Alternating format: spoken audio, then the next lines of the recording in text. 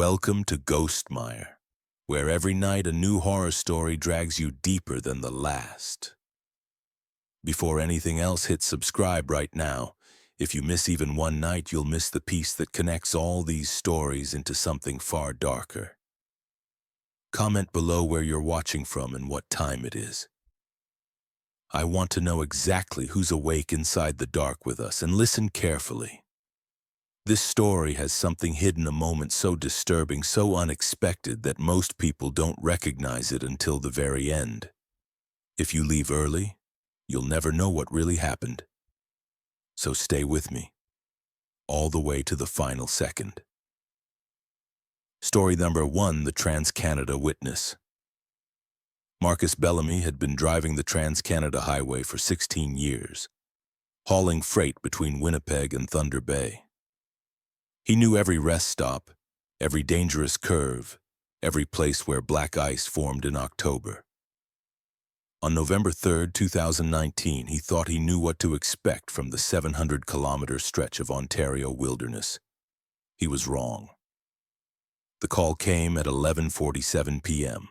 A refrigerated load of pharmaceutical supplies needed to reach Thunder Bay by 6 a.m. Marcus didn't hesitate. The roads were clear, the weather forecast showed no concerns, and the pay was triple his usual rate for the overnight emergency run. He fueled up at the Husky station on Pembina Highway, grabbed 2 thermoses of coffee, and merged onto the Trans-Canada as midnight approached. The first 3 hours were routine. His CB radio crackled with occasional trucker chatter. His GPS showed him exactly on schedule. The highway stretched endlessly through the boreal forest, his headlights cutting through the absolute darkness that only exists in the Canadian wilderness. No moon, no stars, just the white lines and the trees pressing in from both sides. At 3:15 a.m., approximately 40 kilometers west of U.s.a, Marcus saw the car. A silver Honda Civic parked perfectly straight on the shoulder, hazard lights blinking rhythmically. As he passed, his headlights swept across the interior. A woman sat in the driver's seat, completely motionless, hands at 10 and 2 on the steering wheel, staring straight ahead. Her face was illuminated by his lights for just a moment, but Marcus saw her expression clearly. Blank. Empty. Eyes wide open, but somehow vacant. He keyed his CB radio. "This is Freight Dog eastbound at kilometer marker 384. Got a vehicle on the shoulder. Driver looks like she might need assistance. Anyone else see this?" Static. Then a response from another trucker. "Negative, Freight Dog. I passed that section 20 minutes ago. Road was clear." Marcus glanced in his mirror. The hazard lights were still visible, growing smaller. Something felt wrong, but he was on a deadline. He made a mental note to call the OPP at his next stop and kept driving. 20 minutes later, he saw the car again. Same silver Honda Civic, same position on the shoulder, hazard lights, blinking in the exact same pattern. Same woman in the driver's seat, hands at 10 and 2, staring straight ahead with that empty expression. But this was impossible. He'd traveled nearly 30 kilometers. This couldn't be the same vehicle.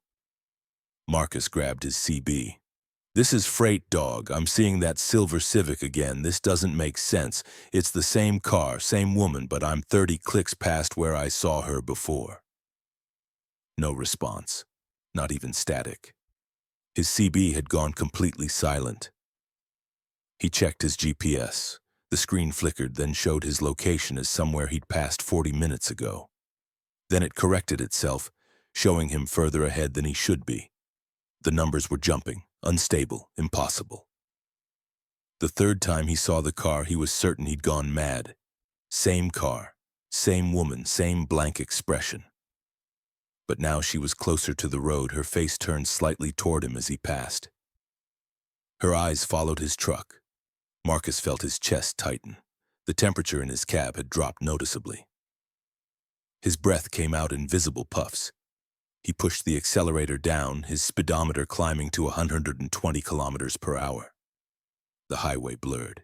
He needed to get away from whatever this was, needed to reach Thunder Bay, needed other people and lights and civilization. But the car appeared again. and again, and again, each time closer to the road, each time the woman's face turned more toward him.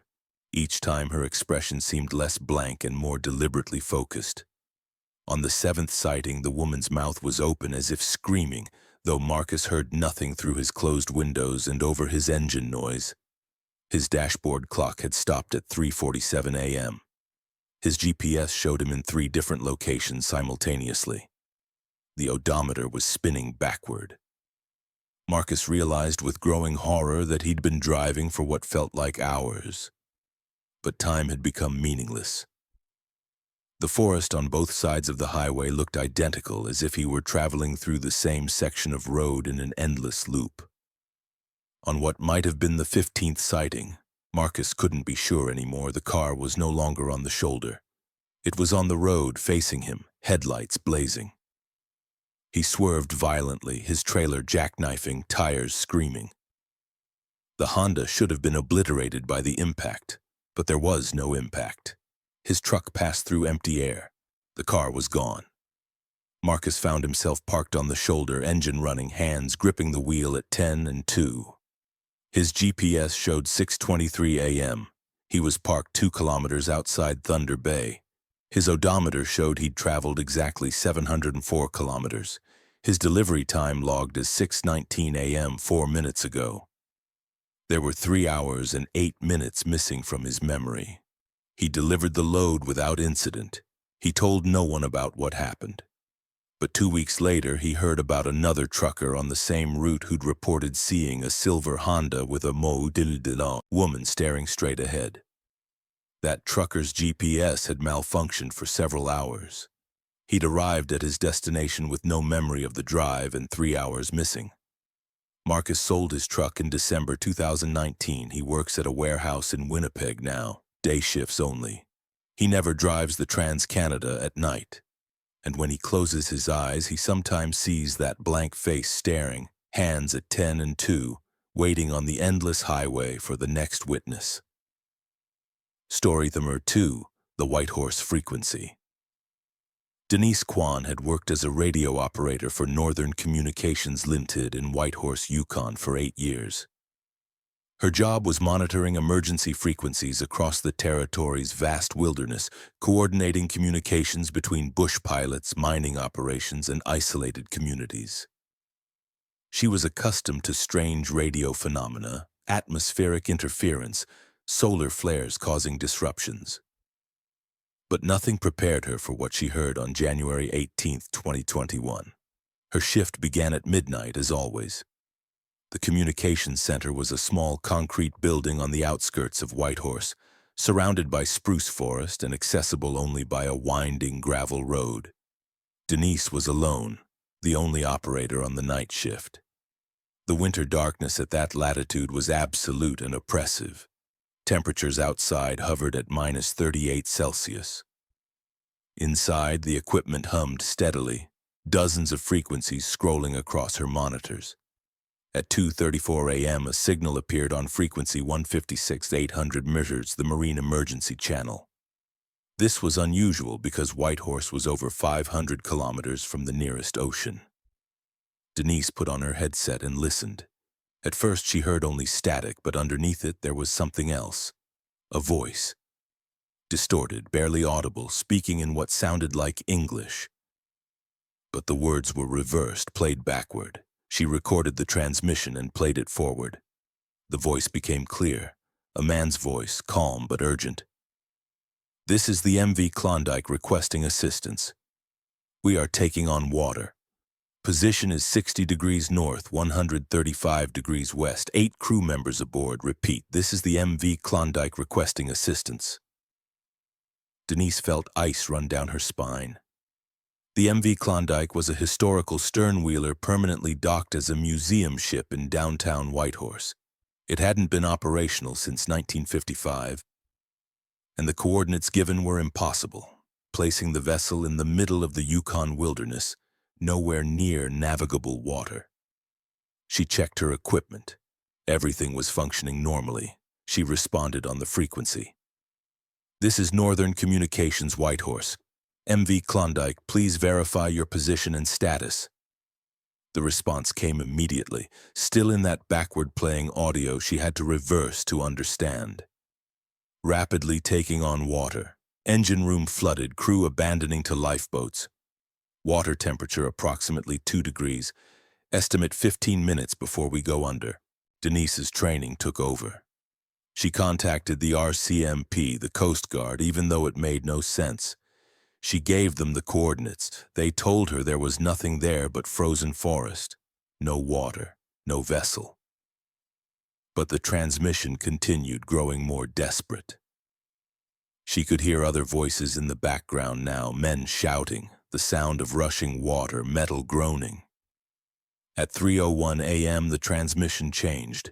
The backward-playing effect intensified, and when Denise reversed the audio, she heard something that made her blood freeze. The voice was still the same man, but now he was saying, "Is anyone receiving this? Please respond. It's so dark. We've been in the water for hours. The others are gone. I can't feel my legs. Is this 2021? Can anyone hear me across time?" Denise responded frantically. "Yes, I hear you. This is 2021. Where are you?" The voice continued as if he couldn't hear her. "I don't understand what's happening. The ship sank in 1938. I died in 1938. But I keep broadcasting, over and over, every night. Can anyone break the loop?" Denise checked her logs. The frequency had been active at exactly this time for the past 6 months, but previous operators had dismissed it as atmospheric interference. She'd never monitored this particular frequency during her night shifts before. Now she listened in horror as the man's voice continued. "My name is Robert Mackenzie, first mate. The Klondike went down in November 1938 during an unexpected storm on Lake Le Bourge. All hands lost, but I'm still here, still broadcasting, still drowning. Please, if anyone can hear this, find my family. Tell them what happened. Tell them I didn't abandon them."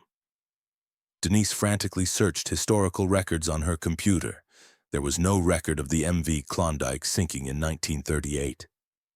The ship had operated successfully until its retirement in 1955. But she found something else. A different vessel, the SS Klondike, had indeed existed. It had run aground and been dismantled in 1936, but there was no record of its sinking or of any crew deaths. The transmission continued until exactly 4:17 a.m., then cut off abruptly. Denise sat in the silence, her hands shaking. She filed a detailed report, including the audio recordings. Her supervisor listened to them the next day and told her they were just interference, probably from an old emergency beacon malfunctioning somewhere. But Denise knew better. The next night, at exactly 2:34 a.m., the transmission returned. Same voice, same message, same desperate plea. She listened every night for 2 weeks, hearing Robert Mackenzie's final moments play out in reverse, his realization that he was trapped in some kind of temporal loop, his desperate attempts to reach someone, anyone, across the decades. On February 2nd, Denise made a decision. At 3:01 a.m., when the transmission asked if anyone could hear across time, she responded, "Yes, Robert, I hear you. You're not alone. Someone knows what happened." The transmission stopped. Complete silence on the frequency. Then, for just a moment, she heard something different. "Thank you." Forward playing. Clear. Then nothing. The frequency has been silent since that night. Denise still works at Northern Communications, but she monitors different frequencies now. She researched Robert Mackenzie extensively and found a death record from 1939, drowning, location unspecified. She found his descendants and told them she'd come across historical records of his service on the Yukon River vessels. She never told them about the broadcasts. Some things are too disturbing to share, but late at night, when she's alone in the communications center, she sometimes thinks about the nature of radio waves, how they travel endlessly through space and time, carrying voices of the dead, waiting for someone to finally hear their last desperate messages from the void. Story number 3. The Vancouver Island Trail. Cameron Fletcher was an experienced wilderness guide who'd spent 15 years leading hiking tours through Vancouver Island's old-growth forests. He knew the trails around Cathedral Grove like he knew his own home, every switchback, every ancient Douglas fir, every seasonal stream. On March 22, 2020, he decided to scout a new route for his tourism company, planning to take advantage of the early spring weather before the pandemic lockdowns fully took effect. He entered the McMillan Provincial Park alone at 7:30 a.m., carrying standard equipment, GPS, satellite phone, first aid kit, water, and supplies for a day hike. The trail he intended to explore was unmarked but visible on satellite imagery. A deer path that wound through a section of old-growth forest rarely visited by tourists. Cameron estimated a 6-hour round trip. The forest was magnificent. Trees over 800 years old towered above him, their canopy so dense that the forest floor remained in perpetual twilight. The air smelled of cedar and damp earth. Cameron marked his route carefully with his GPS, noting landmarks and potential hazards. Everything proceeded normally for the first 2 hours. At approximately 9:45 a.m., Cameron noticed something unusual. The deer path he'd been following split into 2 identical trails. Not just similar, absolutely identical. Same width, same worn earth, same pattern of exposed roots, even the same fallen branch lying across each path at the exact same angle. He checked his GPS. The device showed him in 2 locations simultaneously, approximately 15 meters apart. He chose the left path, marking the split point with bright orange surveyor's tape. The trail continued normally for another 20 minutes, then split again. 2 identical paths.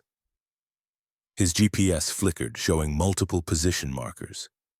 Cameron felt the first stirring of unease. This wasn't normal geography. This wasn't possible. He took the right path this time, walking for 30 minutes until the trail split again. And again. Each time the paths were unnaturally identical, mirror images of each other. His GPS had become useless, showing dozens of position markers spreading across his screen like a spider web. Cameron decided to return to his starting point using his compass and dead reckoning. But when he turned around, the trail behind him had split as well. There were now 2 identical paths leading back, where there should have been only one. Cameron stood at the intersection, his heart rate increasing.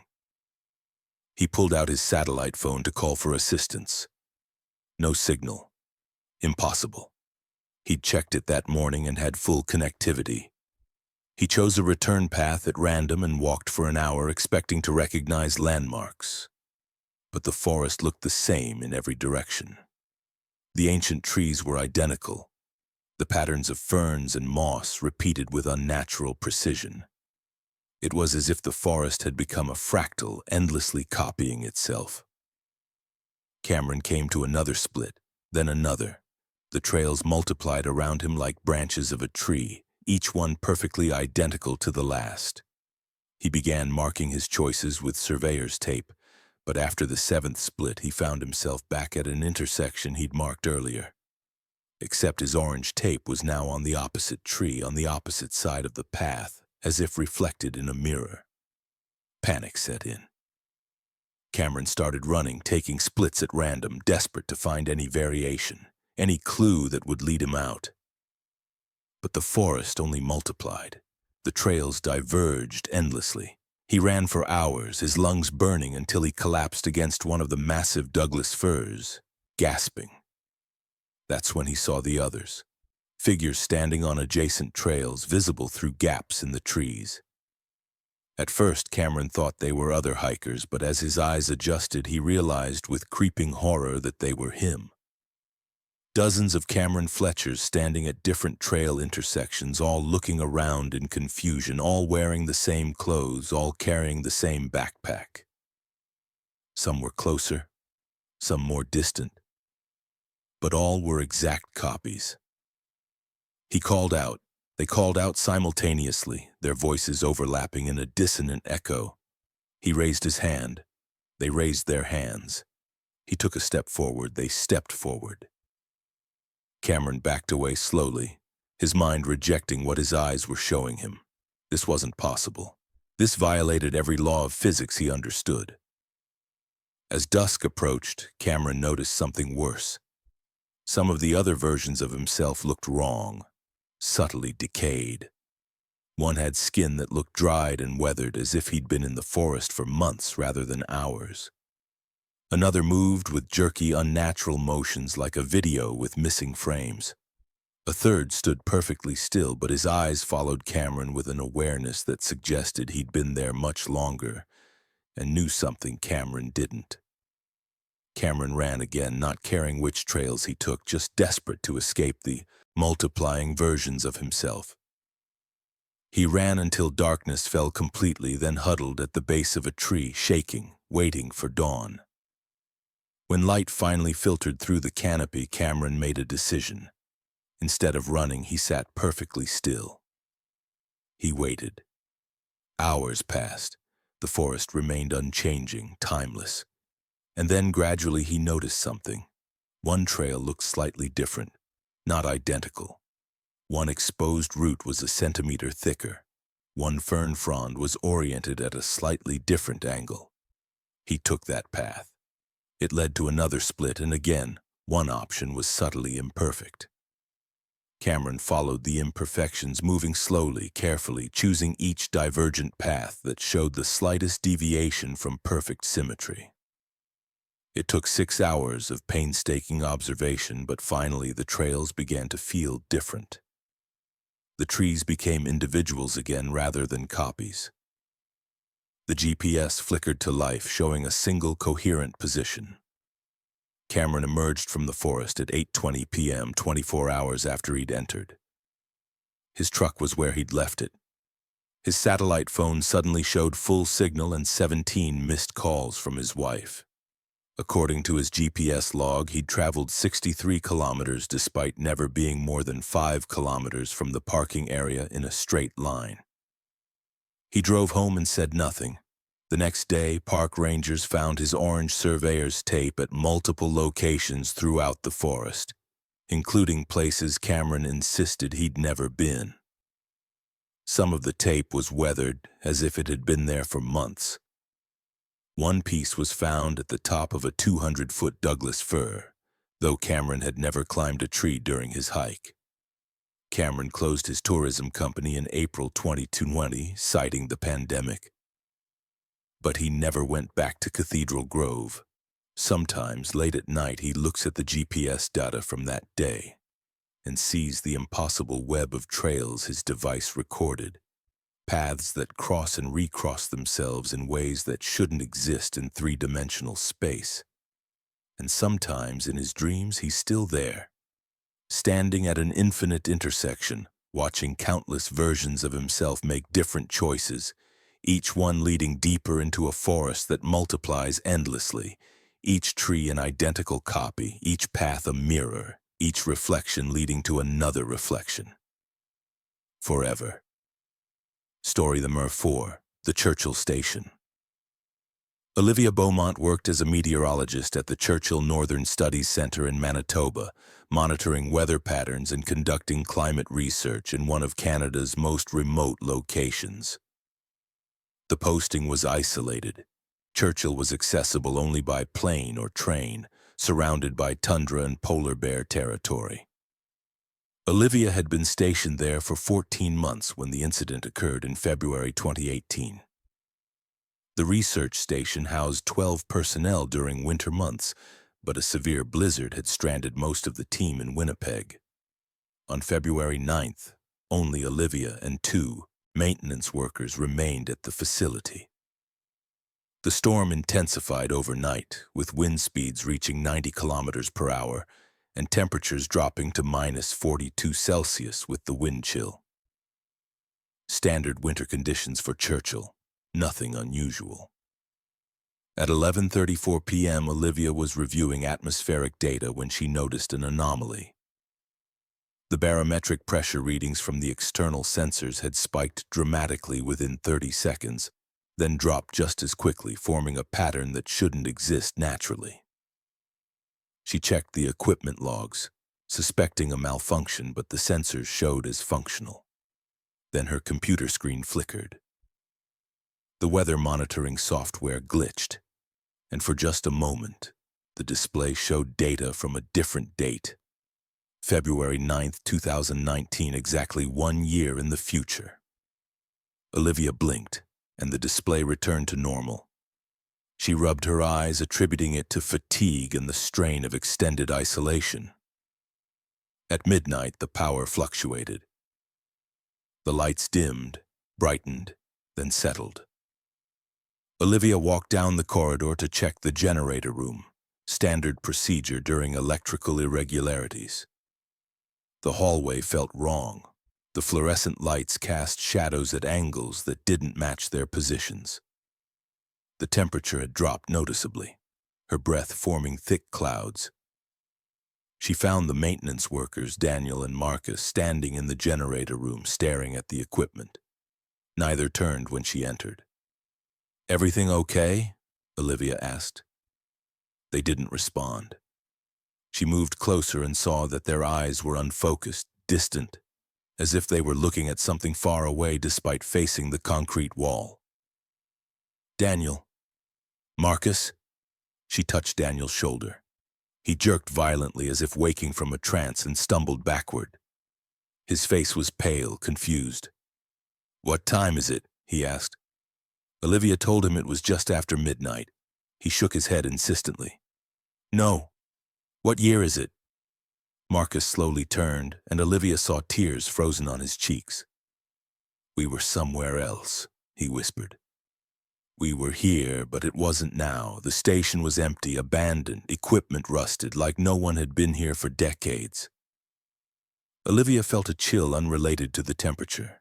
She led them back to the common area and made coffee, trying to rationalize what they'd described as some kind of shared hallucination, perhaps carbon monoxide from the generator. But the detectors showed normal levels. Everything was normal, except nothing felt normal. At 1:15 a.m., Olivia returned to her monitoring station. The atmospheric data was behaving impossibly. Readings from different sensors contradicted each other, one showing clear conditions, another showing the blizzard, a third showing summer weather patterns.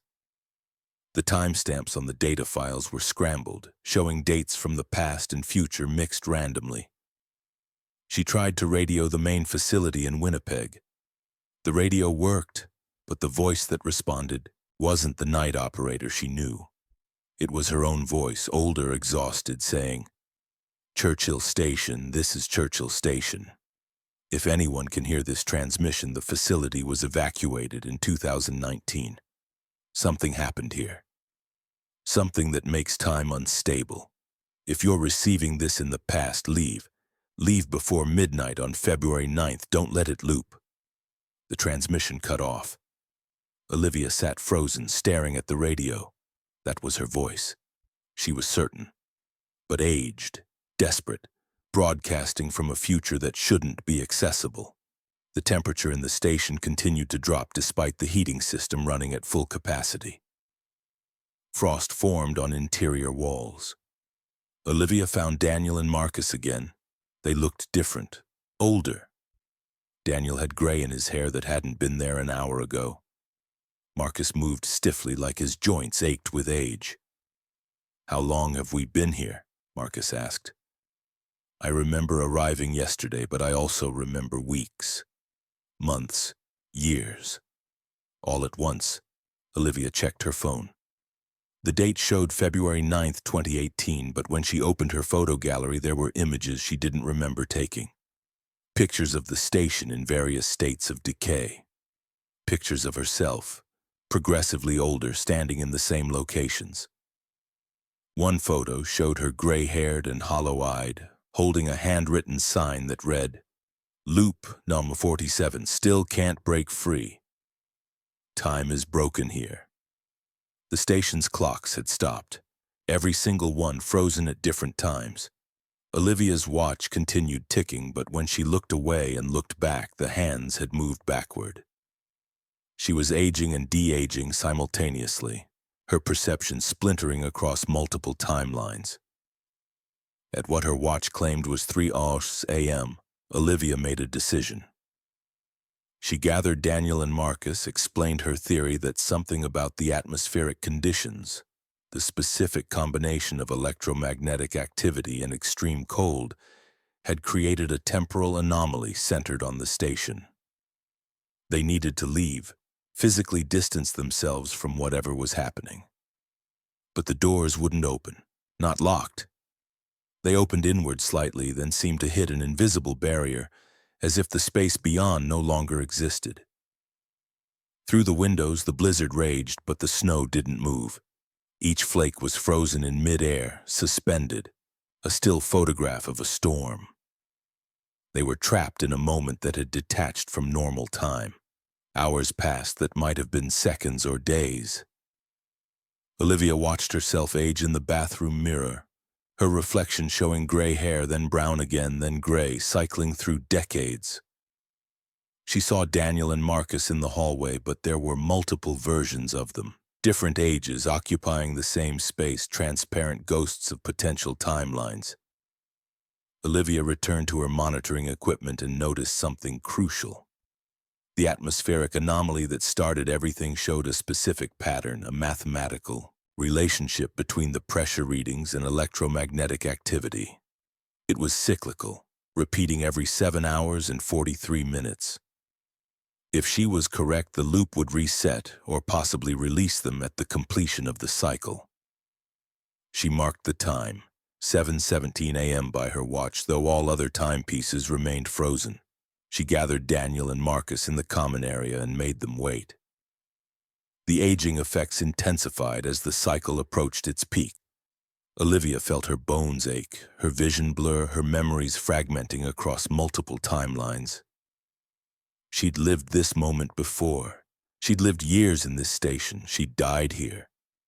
All simultaneously true and false.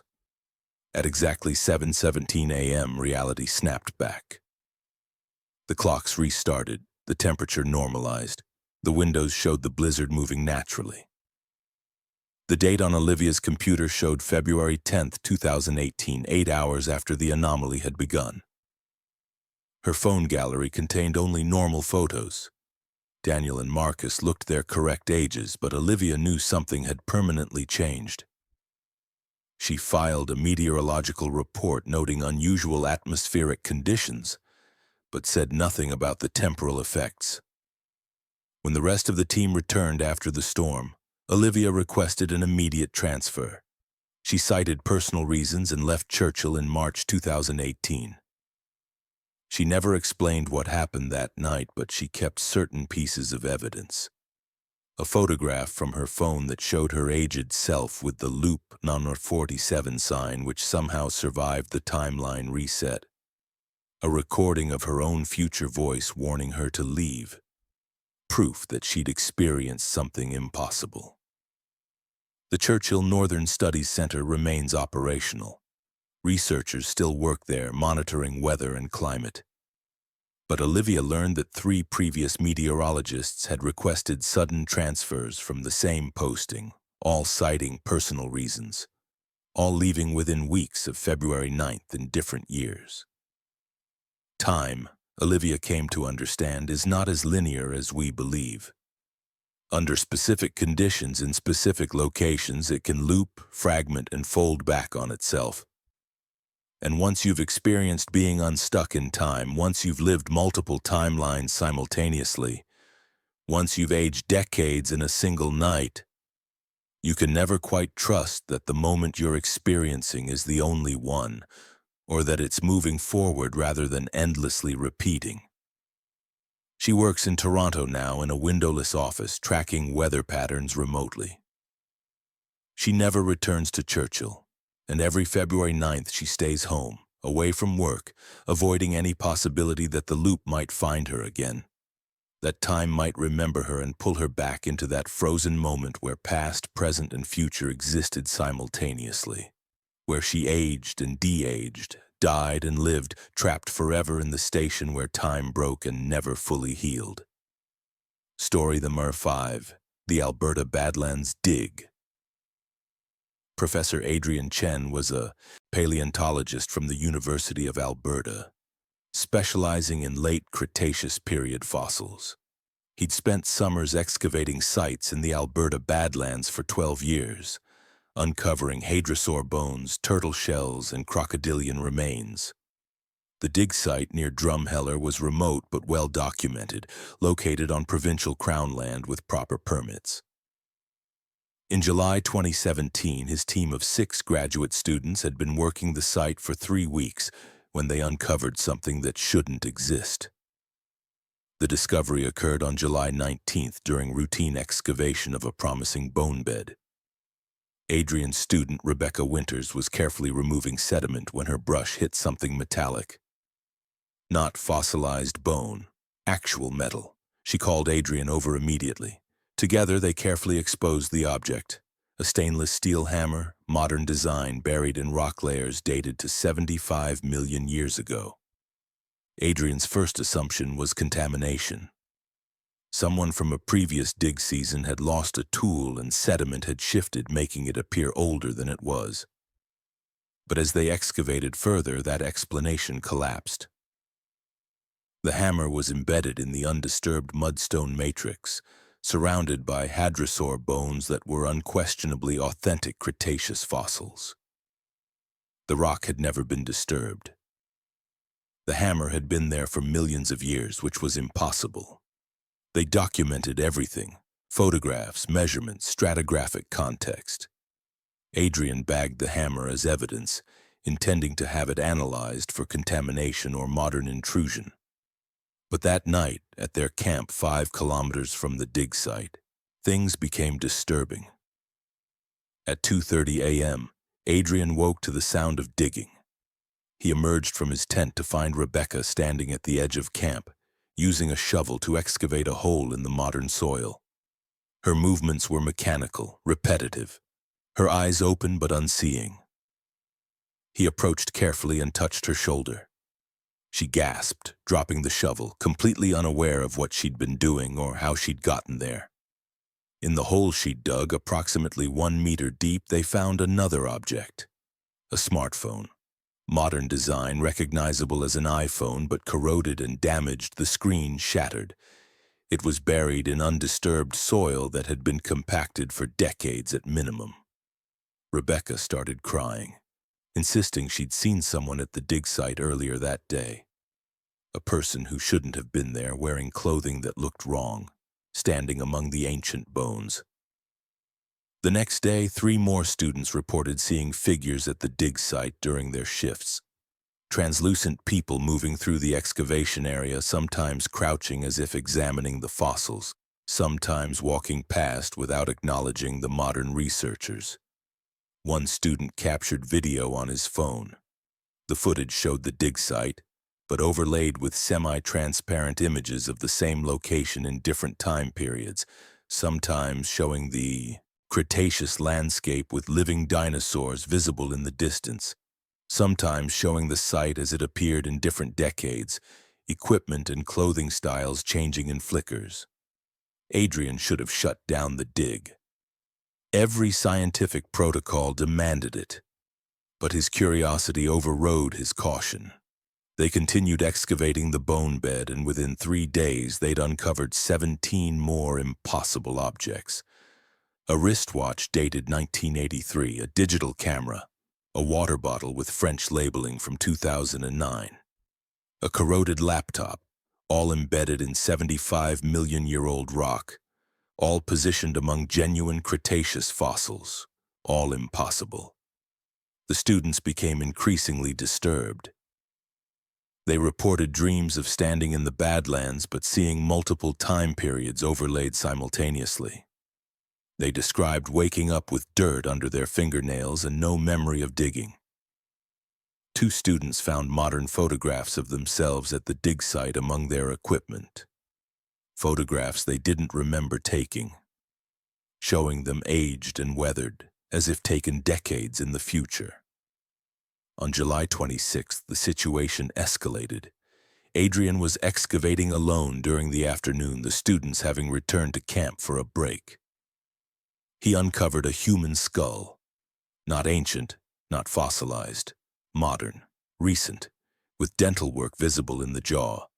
He very carefully exposed more of the skeleton. Modern clothing remnants, a wallet in the deteriorated pocket. He opened it with trembling hands and found a driver's license, his own driver's license, his own photo. But the expiration date was 2034. The birth year was correct, making the person in the photo 68 years old.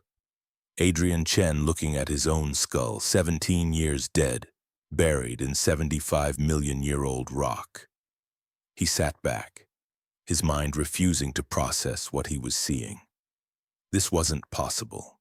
This couldn't be real. He was experiencing some kind of break from reality, heat stroke, dehydration, something rational. But the skull was there. The license was there. His name, his face, his future corpse buried in the deep past. Adrian heard footsteps. He turned to see himself standing 20 meters away. An older version, gray-haired, gaunt, wearing clothes weathered by years in the field. The older Adrian spoke. "Stop digging. You're uncovering something that creates a loop. The more you excavate, the more unstable time becomes here. I've been trying to prevent this for 16 years. The figure flickered and vanished. Adrian scrambled away from the excavation site, running back to camp. He ordered an immediate evacuation. The students packed frantically, everyone sensing the urgency. They loaded their vehicles and drove toward Drumheller, leaving the dig site, the impossible fossils, the modern artifacts in ancient rock. But the Badlands didn't let them go easily. The road stretched impossibly long. The GPS showed them driving in circles despite the highway running straight. They passed the same rock formations repeatedly. When they finally reached Drumheller after what should have been a 40-minute drive but felt like hours, they discovered they'd lost 3 days. It was July 29th. None of them remembered those 72 hours. Adrian reported the dig site as geologically unstable and dangerous. He never published findings from that season. The 17 impossible objects and all documentation were locked in his university office, labeled as contaminated samples pending review. But he never reviewed them. He couldn't bring himself to examine the evidence of something that violated every scientific principle he'd built his career on. The dig site near Drumheller remains closed. Provincial authorities marked it as geologically hazardous after several other research teams reported equipment malfunctions, missing time, and disturbing psychological effects. The area has a reputation now among paleontologists, whispered warnings passed between researchers. Adrian sometimes receives emails from Rebecca and other students who were present. They describe ongoing effects, dreams of multiple timelines. Occasional blackouts where they find themselves in locations with no memory of traveling. One student reported finding a photograph in her apartment showing herself as an elderly woman, standing at the same dig site, holding a sign that read, "Don't let him excavate. It opens the wound in time." Adrian understands now that the Badlands hold something more than fossils. There's a place where time is thin, where past, present, and future intersect, where digging in the ancient rock somehow unearths modern artifacts that haven't been lost yet, creating a paradox loop that traps everyone who comes too close. He keeps the skull in a locked cabinet, his own future skull, proof that he will return, that he will die there, that time is already written. Some nights he considers destroying the evidence, burning everything, forgetting what he found. But he knows it wouldn't matter. The loop exists. He will go back. He will excavate. He will uncover his own death. And somewhere in the Badlands, buried in rock 75 million years old, his bones are already waiting, have always been waiting, will always be waiting in a place where time means nothing and everything simultaneously. Story number 6. The Newfoundland Fog Bank. Captain James Murphy had been fishing the Grand Banks off Newfoundland for 31 years, operating his longliner, the Atlantic Promise, out of St. John's. He knew the waters intimately, understood the fog that rolled in without warning, respected the power of the North Atlantic. On June 14, 2016, he departed for a routine fishing run with his crew of 4, expecting to return within 72 hours. The forecast was clear. The conditions were optimal. Everything should have been routine. They reached their fishing grounds at dawn on June 15th, approximately 200 nautical miles east of St. John's. The work proceeded normally through the morning. By noon, they'd hauled several productive sets, the hold filling with cod and halibut. The sea was calm, the weather holding perfectly. Then at 1:47 p.m. the fog appeared. James had seen countless fog banks in his decades at sea. But this one was different. It didn't roll in gradually. It materialized instantly, a wall of gray appearing on the horizon and rushing toward them at impossible speed. Within 90 seconds, the Atlantic Promise was completely enveloped. Visibility dropped to less than 5 meters. The temperature plummeted 15 degrees. And the sounds changed. The ocean went silent. No waves, no wind, no creaking of the boat or hum of the engine, though James could feel the engine vibrating through the deck.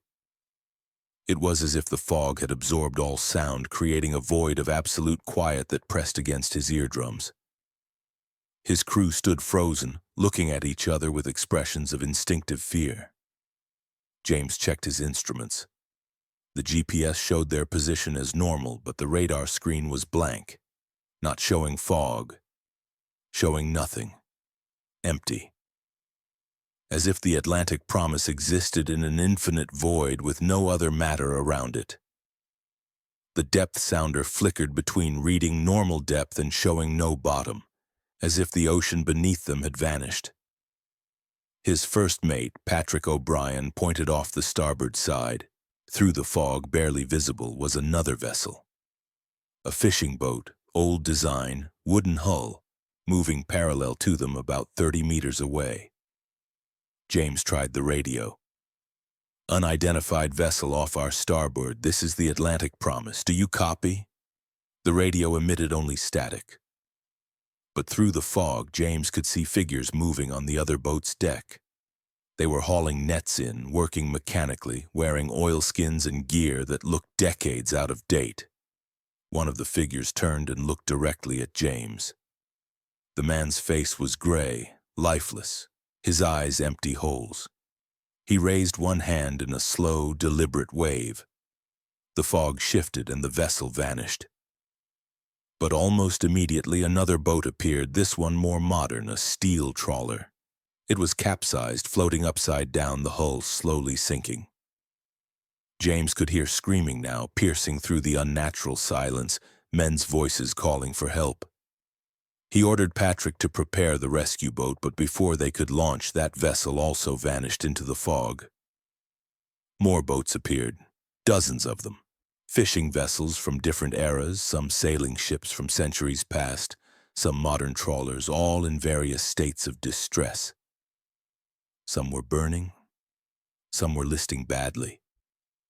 Some were covered in ice, their crews frozen in positions of desperate work.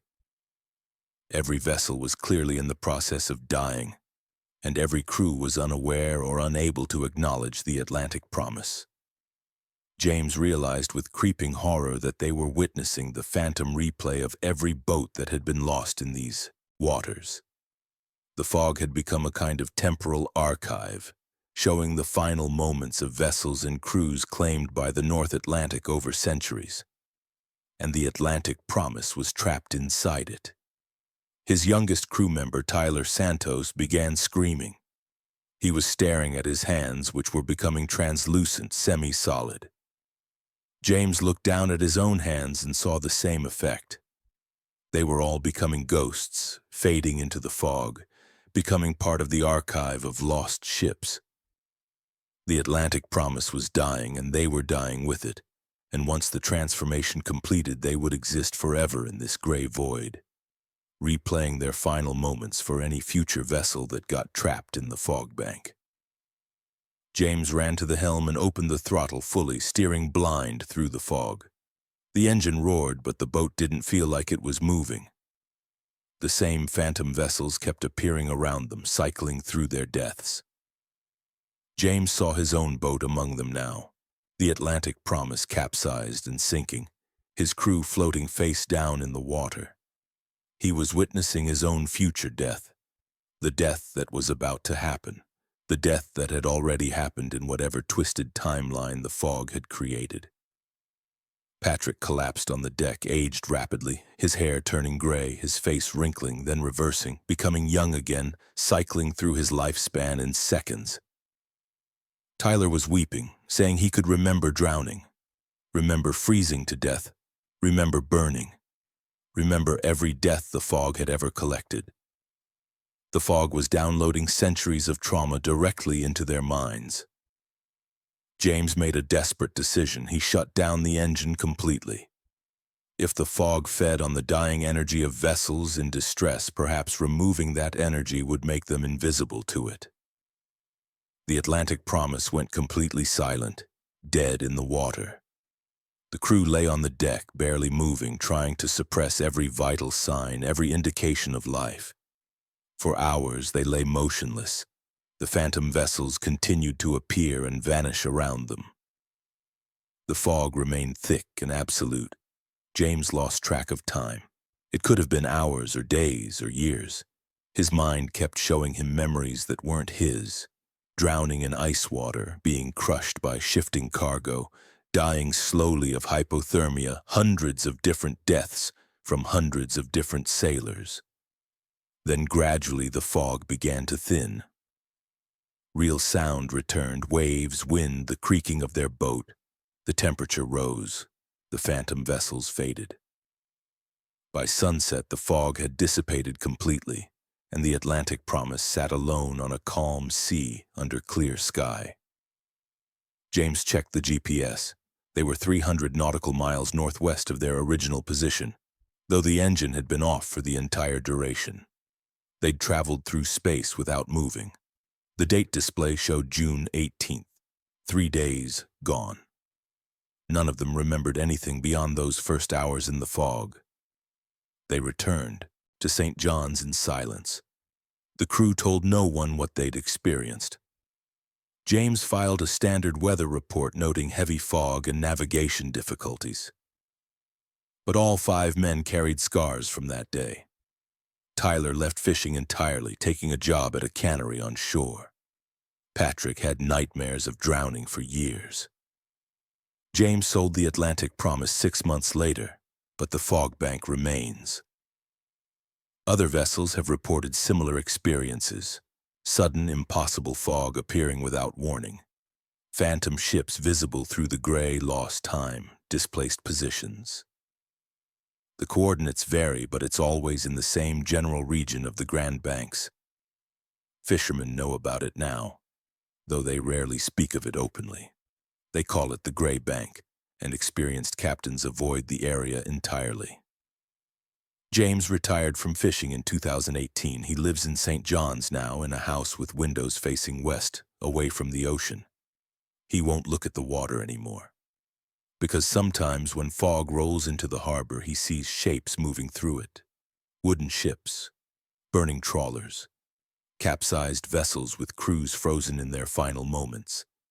And sometimes he sees the Atlantic Promise among them, with a gray-faced version of himself at the helm, forever trapped in that void where the North Atlantic keeps its collection of the dead, archived in fog, replaying endlessly, waiting for the next vessel to join them in the eternal gray.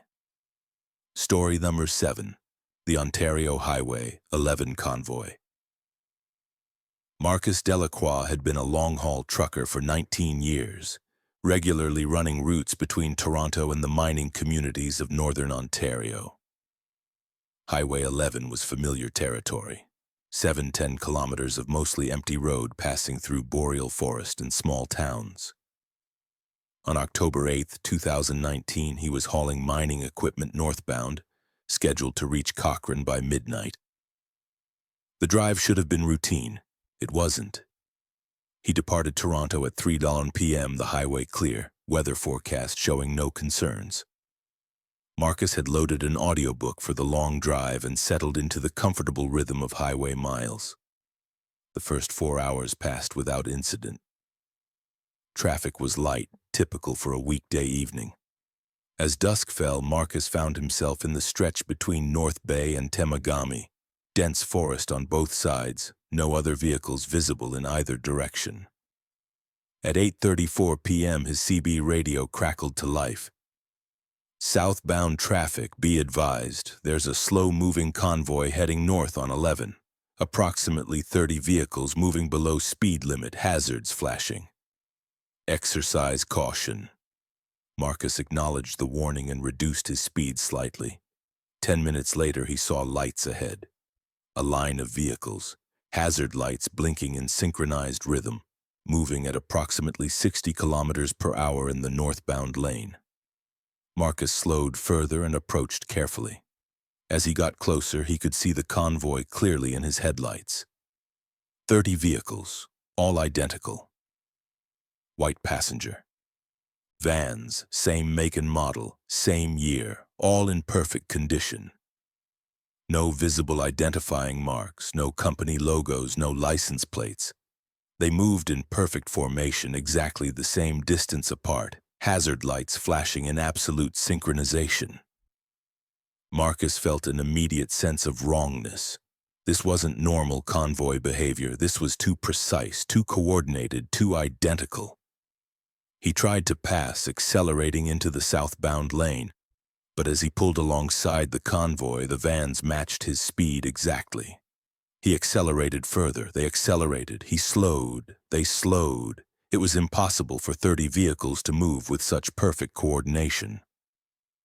Marcus got on his CB radio.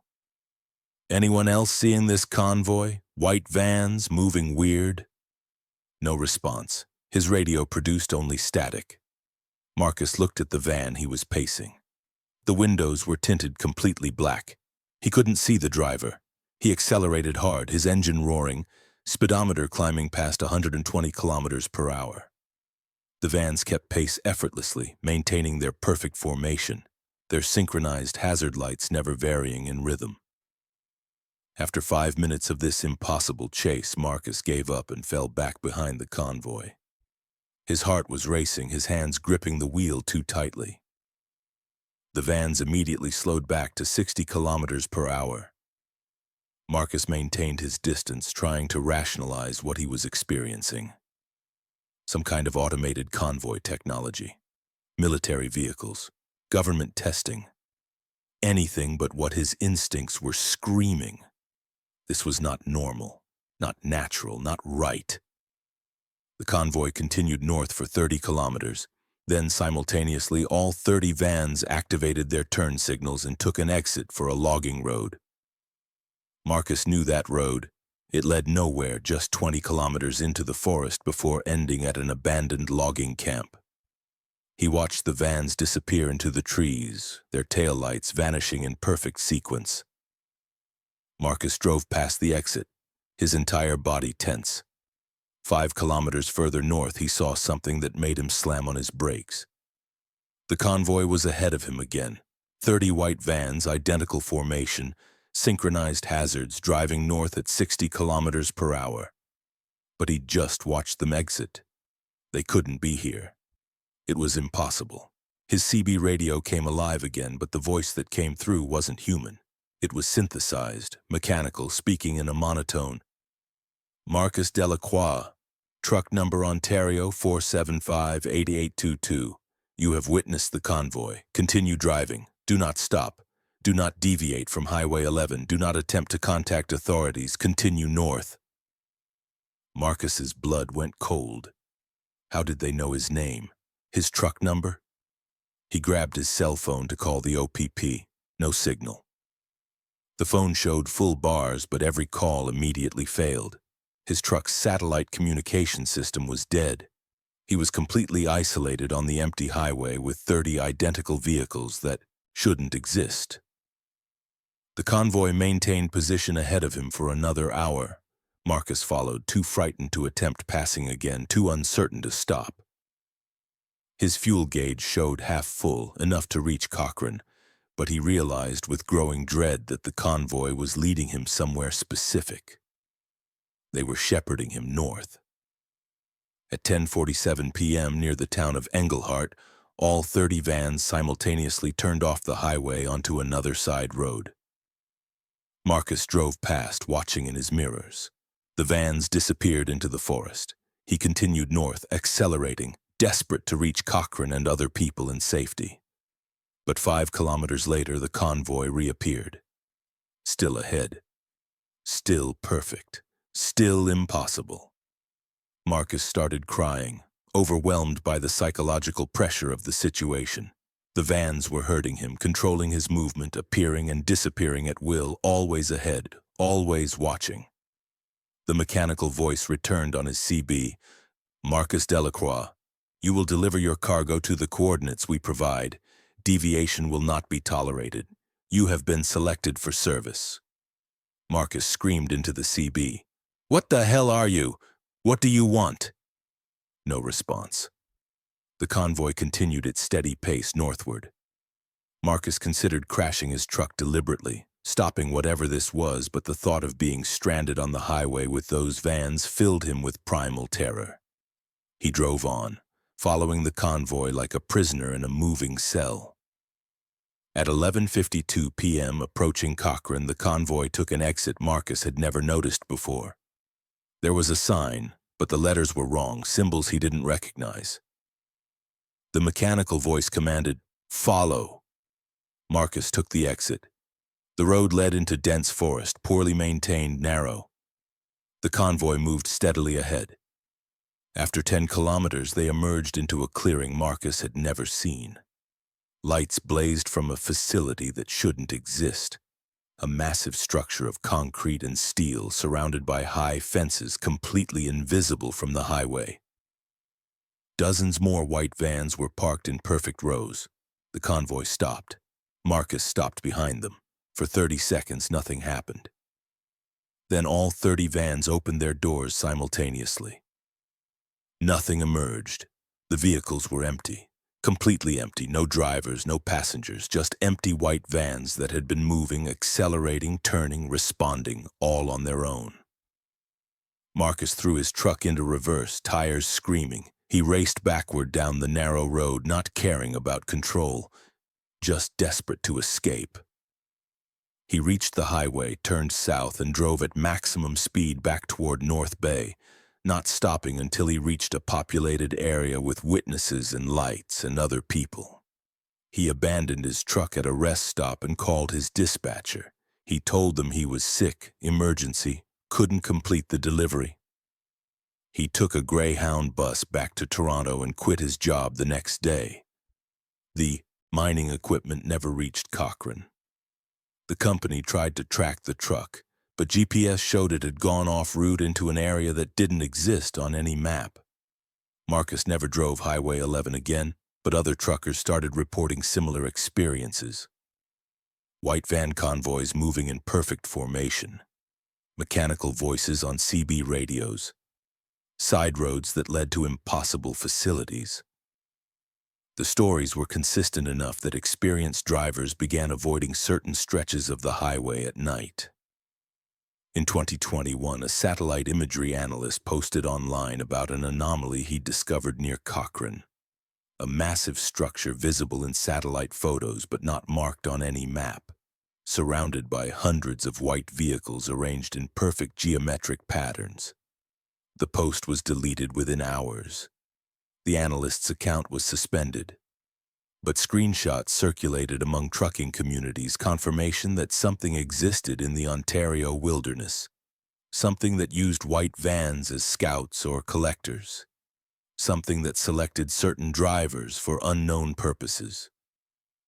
Marcus lives in Mississauga now, working in a warehouse, never taking jobs that require highway driving. He kept one piece of evidence, A recording from his truck's dashboard camera, 20 minutes of footage showing the convoy maintaining impossible synchronization. The empty interiors visible whenever his headlights swept across the tinted windows. He watches it sometimes, trying to convince himself it was real, that he didn't imagine the night 30 ghost vehicles herded him towards something beyond human understanding. Something still operating in the forest, still sending out its white vans, still selecting drivers for whatever purpose required their service in that lit facility that shouldn't exist on Highway 11. Story number 8, the Saskatchewan Grain Elevator. Elena Kowalski had grown up in rural Saskatchewan, surrounded by endless fields and the iconic grain elevators that punctuated the prairie landscape. She'd become a photographer specializing in documenting disappearing prairie architecture, traveling to abandoned towns and recording the wooden giants before they collapsed into decay. On September 3, 2020, she drove to the abandoned village of Norquay, population 0, to photograph its last remaining elevator. The structure should have been a simple subject. It became something far more disturbing.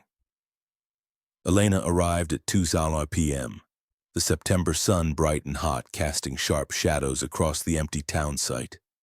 The elevator stood alone, surrounded by overgrown railway tracks and the skeletal remains of demolished buildings. It was a classic design, weathered wood, faded lettering barely visible on its side.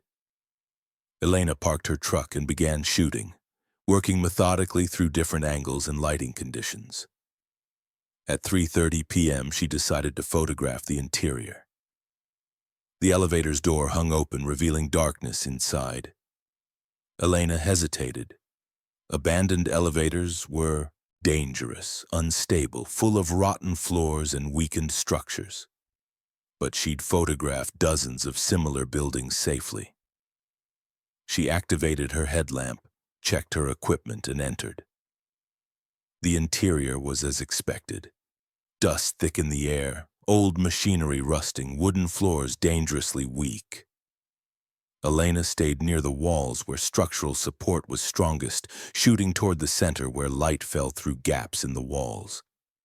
Her camera captured beautiful decay, the way sunlight transformed the derelict space into something almost sacred. Then she heard the sound. Grain pouring. The unmistakable rush of thousands of kernels moving through wooden chutes and collecting in bins. But that was impossible. The elevator had been empty for decades. Elena turned toward the sound and saw grain actually falling, cascading from the upper levels, filling the bins that should have been empty. Fresh grain, golden wheat, flowing impossibly from nothing. She raised her camera and photographed it, her hands shaking. Through the viewfinder, she could see the grain clearly, but she could also see through it, as if it were a translucent projection overlaid on reality. She lowered the camera and looked with her naked eye. The grain was still there, still falling, still making sound.